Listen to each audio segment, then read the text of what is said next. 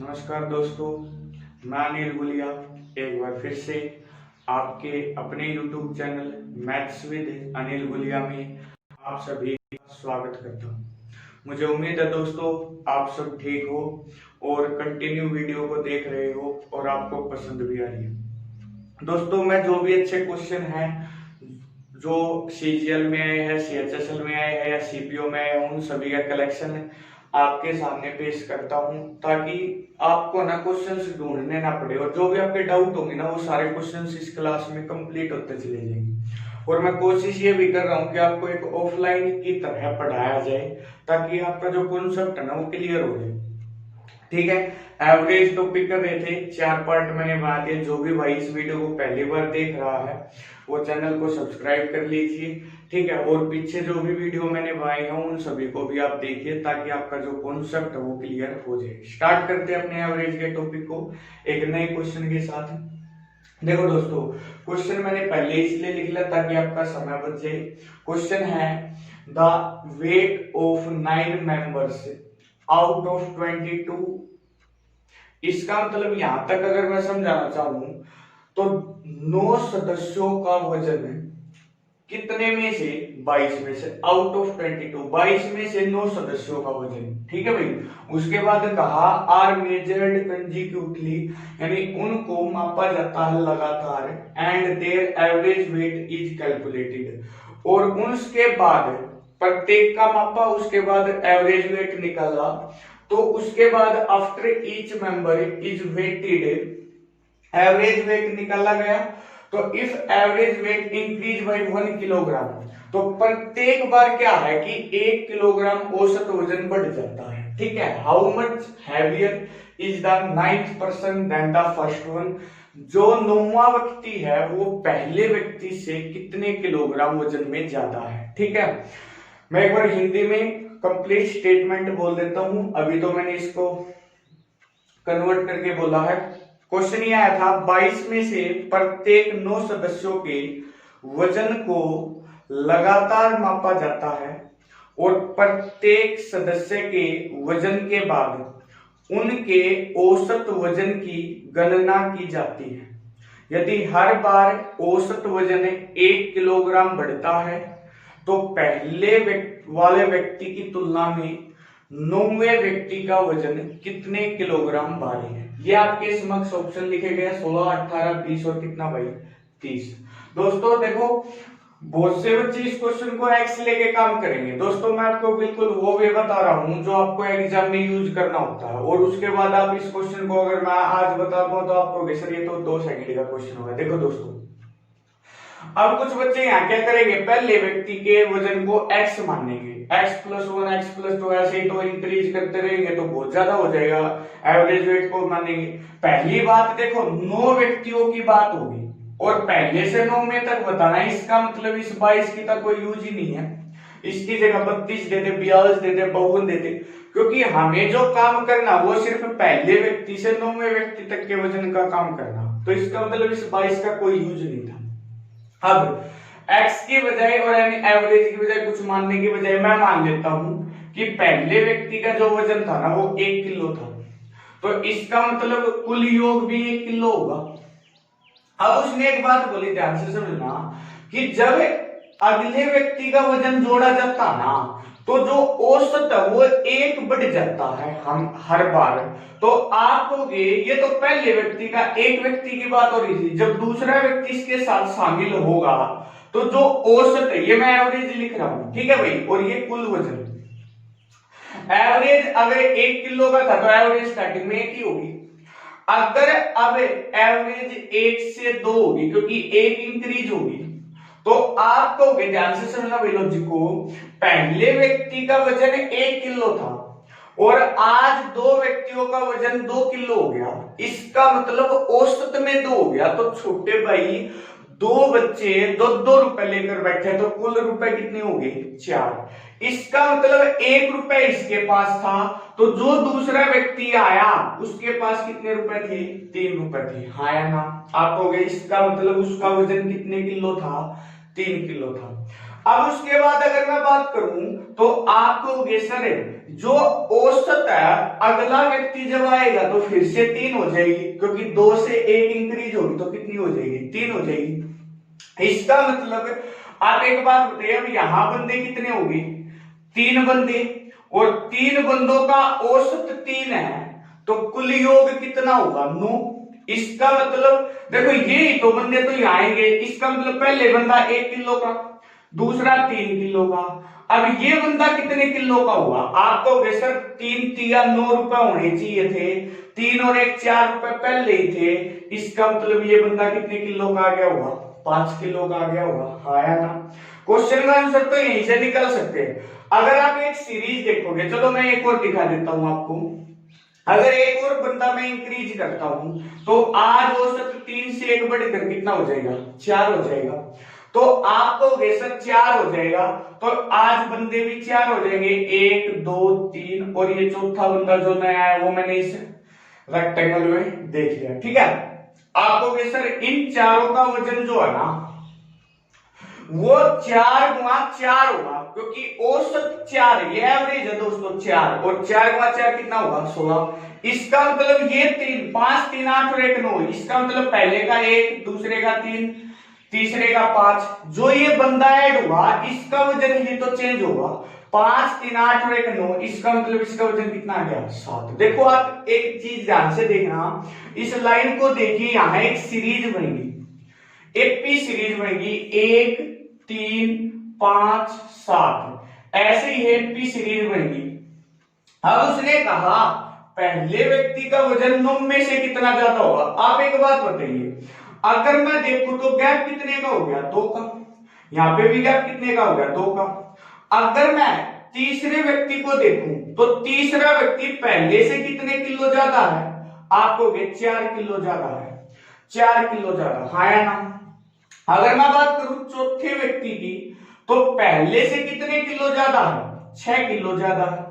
इसका मतलब आपने एक चीज देखी कि दोस्तों 4 में से 1 कम करके और गैप से इंटू कर दो, उतने किलो ज्यादा हो रहा है। मान लो मैं चौथे व्यक्ति को देखना चाहूं तो 4 में से 1 कम किया, 3, और 3 हुआ तो कितना, 6। या तो आप देखो ऐसा कर लो कि आप 9 बंदों की एक सीरीज मान लो, 1 3 5 7 9 11 13, आप करके देख लेना, ऐसे ही सीरीज बनेगी 15 17 19।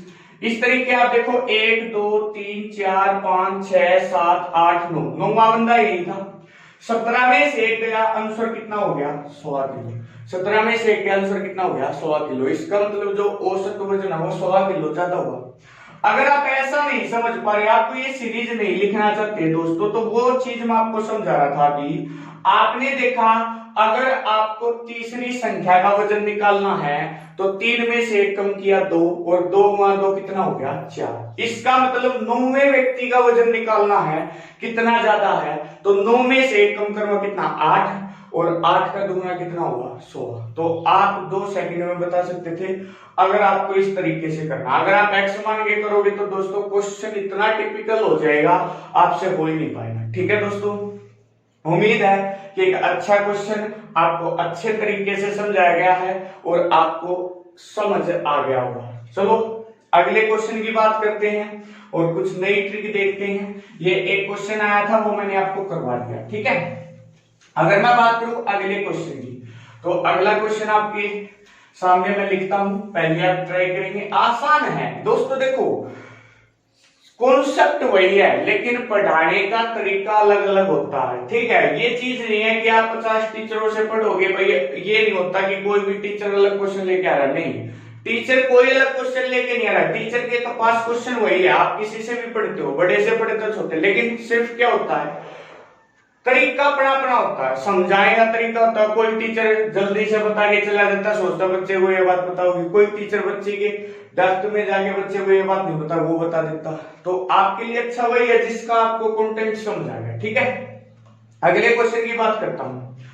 क्वेश्चन ये है, एवरेज इनकम ऑफ, एवरेज बहुत अच्छा क्वेश्चन है भाई, income of A and B is, average income of A and B is 80,000 rupees.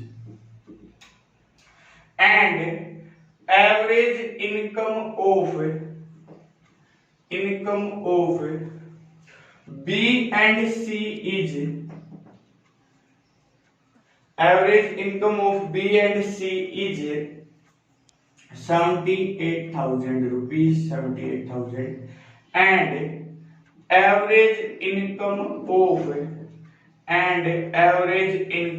C and A is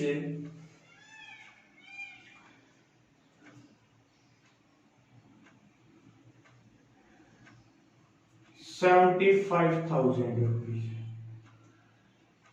rupees 75,000। ठीक है, वैसे ये ऐसे था 75 78, वैसे उसमें कोई फर्क नहीं है, आप कर सकते हो। चलो ऐसा ही कर देते हैं। तो आपसे पूछा गया था इनकम ऑफ ए इज, आपसे इनकम ए की पूछ सकता है, आपसे इनकम बी की पूछ सकता है, आपसे इनकम सी की पूछ सकता है। उसने कहा ए और बी की औसत आय 80,000 रुपए है, बी और सी की औसत आय 75,000 रुपए है, जबकि सी और ए की औसत आय 78,000 रुपए है।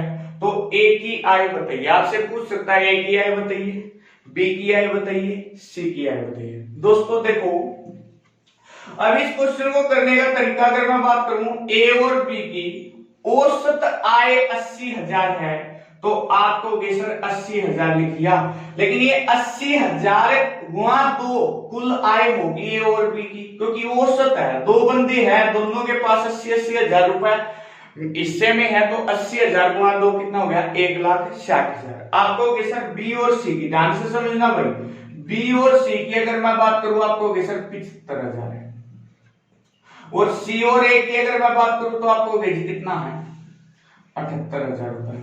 अब कुछ बच्चे क्या करते हैं, इसकी 2 से गुणा कर देते, इसकी 2 से गुणा कर देते, इसकी 2 से गुणा कर देते, फिर सबको जोड़ेंगे। भाई एक बात बताइए, मैं पहले कॉन्सेप्चुअल बता रहा हूं, फिर मैं आपको डायरेक्ट बताऊंगा। 2 सेकंड लगेंगे दोस्तों, गारंटी मेरी।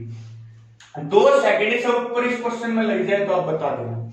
उसने कहा 80,000, 75,000, 78,000। अब क्या करोगे, अगर मैं इसकी, ये तो औसत होगी, मैं इसकी कुल आय निकालूंगा तो आपको सर 2 से गुणा कर देंगे सबकी।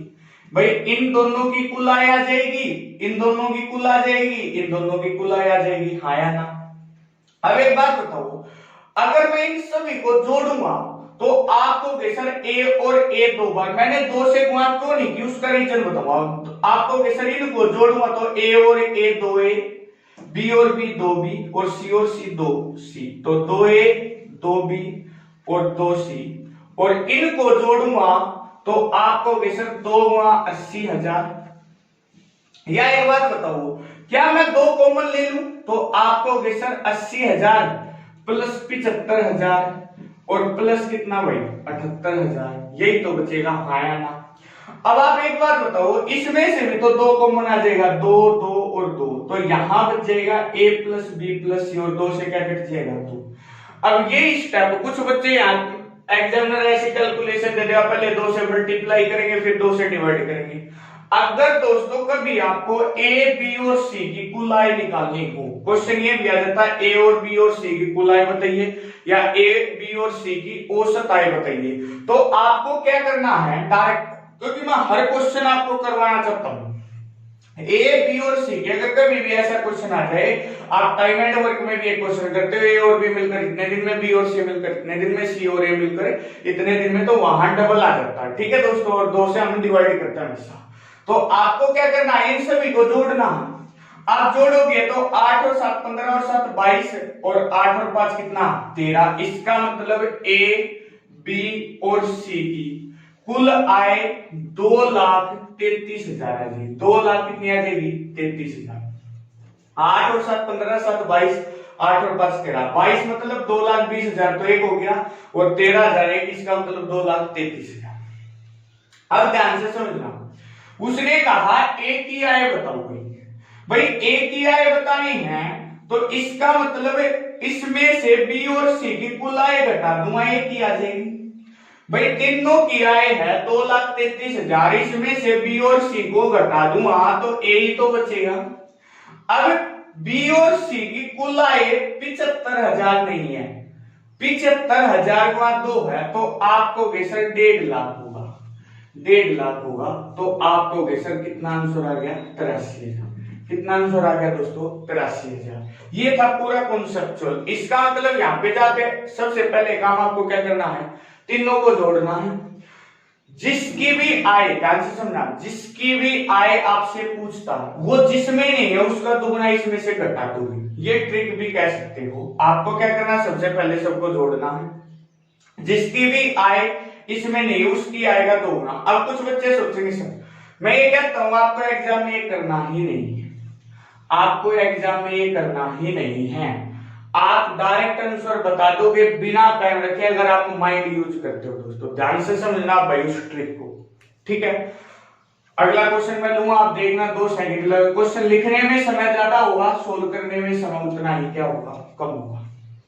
उसने कहा ए और बी 80,000 है, 80,000 लिख लिया। बी और सी कितना है 75,000 है, और सी और ए कितना है 78,000 है। किसी की भी पूछ लिए, आपसे पूछा ए की आय बताइए। एक चीज देखो बस, ए किसमें है, ए तो जी इसमें भी है और ए इसमें भी है। मतलब जिनमें जिस बंदे की बात कर रहा है, जिस बंदे के बारे में पूछ रहा है वो 2 में मिलेगा हमेशा।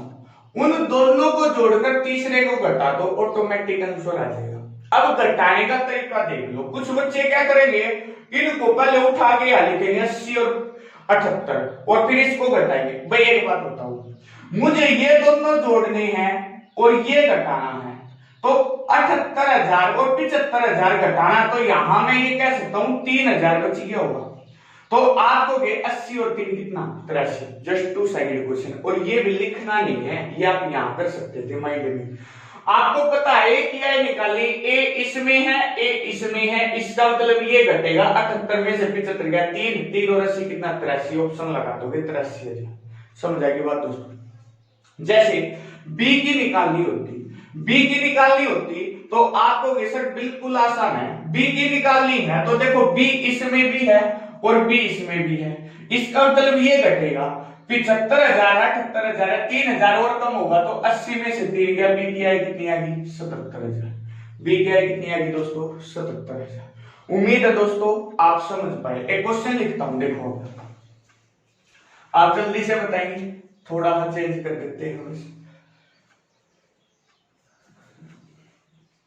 Average income of A and B is 14,000 rupees, B and C is 15,600 और सी एंड ए इज 14,400। आपसे पूछा सी की आय बताइए। ऑप्शन है 16,000, 17,000, 18,000, नन ऑफ दीज। सी की आय बताइए। ए और बी की आय 14,000, औसत आय 14,000, बी और सी की औसत आय 15,600, सी और ए की औसत आय कितनी 14,400। सी क्या बताइए जल्दी से दोस्तों। आपको सर बिल्कुल आसान है, 5 सेकंड लगेगी। क्यों छोटे भाई, क्योंकि ट्रिक पता चलेगी। सी की आय निकालनी है तो सी इसमें है और सी इसमें है, इसका मतलब ये घटेगा छोटे भैया, तो इसमें से घटा लो, इसमें से 14,400 में से 14,000 घट गया छोटे भाई 400, और 15,600 में 400 जोड़ा मतलब कितना 100,000। 2 सेकंड लगी दोस्तों। उम्मीद है दोस्तों कि ये ट्रिक आपको अच्छी लगी होगी और आप ऐसे क्वेश्चंस को चुटकियों में सोल्व कर सकते हो। उम्मीद है कि यहां तक आपको समझ आ गया होगा। आगे बढ़ते हैं और कंटिन्यू करते हैं अपने कंटेंट को, ठीक है। देखो दोस्तों समय लगता है, लेकिन आप ये चीज मत सोचना कि समय, देखो समय तो चाहिए भाई, समय नहीं होगा तो कैसे काम चलेगा, समय के ही कर। पिछली क्लास में मैंने आपको एक कॉन्सेप्ट करवाया, चलो उससे पहले एक और क्वेश्चन देखते हैं। If the arithmetic mean of 3a and 4b is greater than 50। ये सारे क्वेश्चन प्रीवियस ईयर क्वेश्चन है जो भी लेटेस्ट एग्जाम में आए थे। Greater than 50 and A is twice B, then possible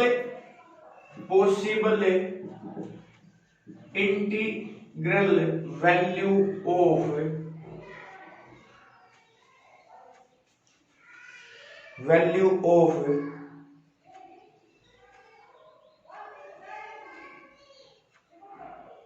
A is, then the smallest लिखना, then the smallest possible integral value of A is। Option है दोस्तों 20, 21, 19 और 22। आपके समक्ष ऑप्शन लिख दे, मैं हिंदी में रिपीट कर सकता हूं। यदि 3A और 4B का अंक गणितीय माध्य बोलते हैं मीन को, माध्य 50 से ज्यादा है और A B का दोगुना है, A is twice of B, तो A का न्यूनतम सबसे छोटी मान बताइए, न्यूनतम सबसे छोटा मान बताइए। अब दोस्तों आप इस क्वेश्चन को कैसे करोगे, ध्यान से सुनना। उसने कहा 3A + 4B का एवरेज का अर्थमेटिक मीन एवरेज होता है एक प्रकार से, तो आपको कैसे दो संख्या तो A + B/2 होता है, 3A + 4B/2 ग्रेटर देन कितना है 50। याद एक बात समझोगे, अगर औसत है तो 50 और योग आप कहोगे तो सर 50 दो कितना होगा 100। इसका मतलब 3A + 4B 100 से क्या है बड़ा है। उसने कहा A is twice B, A जो है B से दोगुना है, इसका मतलब है A बराबर है 2B, इसका मतलब है A बराबर है 2B, इसका मतलब 2B के स्थान पर A रख सकता हूं। आपको सर यहाँ 4B है, देखो आधा हो गया, 2B आधा A, इसका मतलब 4B आधा कितना हो गया 2A, तो आपको sir 3A + 2A greater than कितना 100, तो 5A इज ग्रेटर देन 100। आप काटोगे तो इसका मतलब A का जो मान है वो 20 से बड़ा होना चाहिए। अब यहाँ फिक्स नहीं है, 20 से बड़ी कोई भी वैल्यू हो सकती है, लेकिन उसने एक बात बोल दी the smallest possible integral value, इसका मतलब सबसे छोटी वैल्यू क्या होगी A की। तो ऑप्शन पे आऊंगा 20 तो हो नहीं सकता, 19 नहीं हो सकता, छोटी चीज है तो 21 लगाऊंगा ना कि क्या लगाऊंगा 22, तो आंसर कितना होगा दोस्तों 21 होगा। तो आंसर कितना होगा दोस्तों 21 होगा। उम्मीद है दोस्तों ये कॉन्सेप्ट भी आपका क्लियर हो गया होगा और आपको समझ आ गया होगा। बढ़ते हैं अगले क्वेश्चन की तरफ, ठीक है। और एक और क्वेश्चन आपके सामने, पिछली क्लास में मैंने आपको एक कॉन्सेप्ट बताया था और उस पे बेस मैंने एक अच्छा क्वेश्चन आपको नहीं बताया था, वो क्वेश्चन देख लेते हैं। देखो दोस्तों क्वेश्चन है the average of the first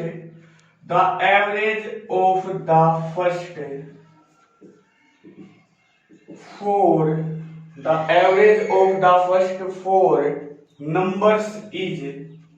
numbers is 3 times the fifth number, 3 times the fifth number, ठीक है। if the average of all the 5 number, if the average of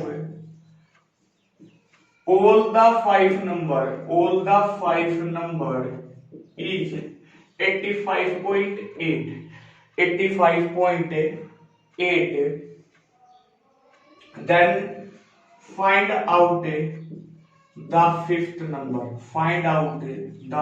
number, question ये है पहली 4 संख्याओं का औसत 5वीं संख्या का 3 गुना, पहली 4 संख्याओं का औसत। देखो पिछले क्वेश्चन में और इसमें चेंज क्या है, आपको सर एक तो चेंज ये वहां 1/3 या 3/8 बोला था, यहाँ एक तो 3 टाइम्स बोल दिया। दूसरा चेंज सबसे इंपोर्टेंट जहां बच्चा गलती करेगा, उसने कहा the average of the first 4 number से, इसका मतलब ये जो 3 गुना जो चीज है, जैसे मैंने कहा 5वीं संख्या ये है और यहां पहली, दूसरी, तीसरी और चौथी।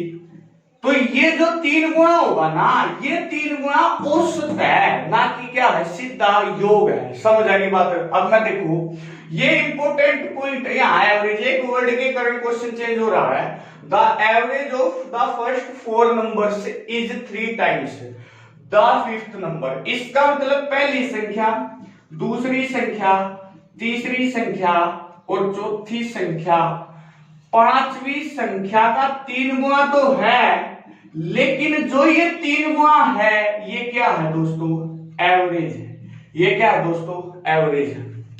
ध्यान से समझना भाई, इसलिए ये क्वेश्चन लेके आया हूं मैं। पिछले में एवरेज नहीं था और यहां आप गलती कर सकते हो। एवरेज मतलब औसत है, ये 1 है तो ये 3 गुणा मतलब 3 औसत है। अब ध्यान से समझो, मैंने पिछली वीडियो में भी आपको बताया था, मैं हिंदी में बोल देता हूं, पहली 4 संख्याओं का औसत पांचवी संख्या का 3 गुणा।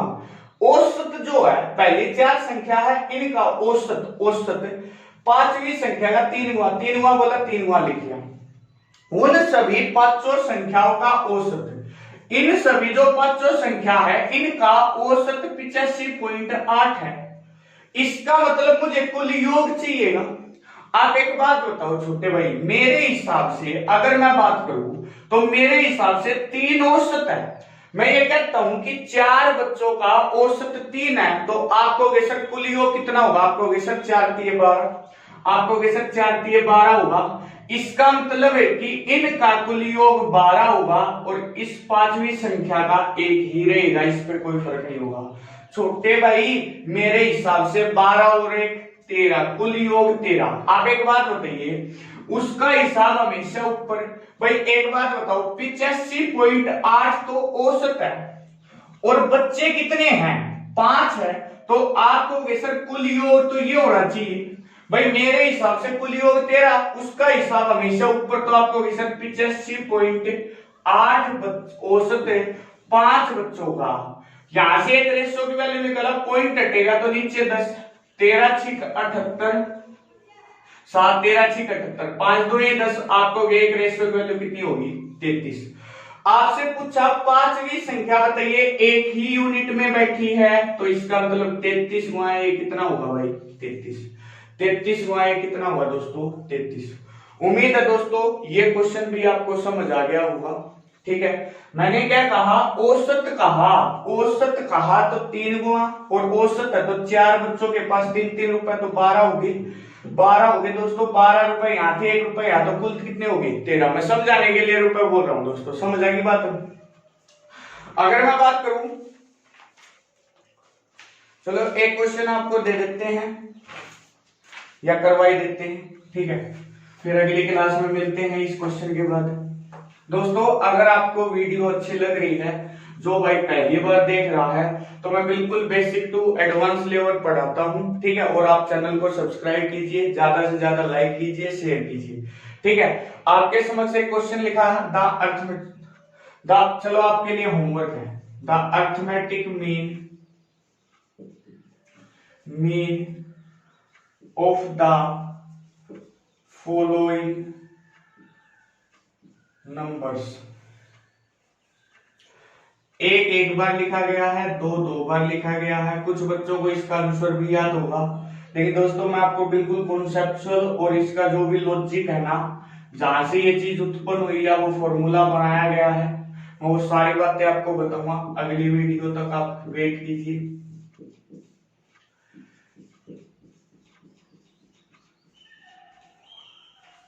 चलो याद दिखेगा नहीं तो 6 बार लिखा गया, उसके बाद 7 बार लिखा गया, ठीक है। 5 6 4 2 6 और कितना 7। इनका the arithmetic mean of the following number, जितने भी आपके सामने नंबर लिखे गए हैं ना, इनका अर्थमेटिक मीन यानी आपको एवरेज निकालना दोस्तों। ऑप्शन इसके 5 6 5.5 और 7, A B C and D. Option है 5 5.5 6 और 7। अगली क्लास में मिलते हैं, इस क्वेश्चन से शुरुआत करेंगे अपनी, और अगली क्लास में मैं ये पहले ही बता देता हूं, अगली क्लास को आप जरूर देख लेना, क्योंकि जो बच्चा अगली क्लास को देख लेगा ना, एवरेज में मैं गारंटी देता हूं दोस्तों आगे दिक्कत नहीं आएगी। ये क्वेश्चन मैंने इसलिए लिया, क्वेश्चन ये हो जाएगा और अगली क्लास में मैं आपको एक कॉन्सेप्ट बताऊंगा। 20-25 मिनट का कॉन्सेप्ट होगा, लेकिन वो 20-25 मिनट जिसने देख लिया अगले 3 घंटे की या 4 घंटे या जो भी अपना एवरेज होगा उसमें दिक्कत नहीं आएगी। आप हर क्वेश्चन को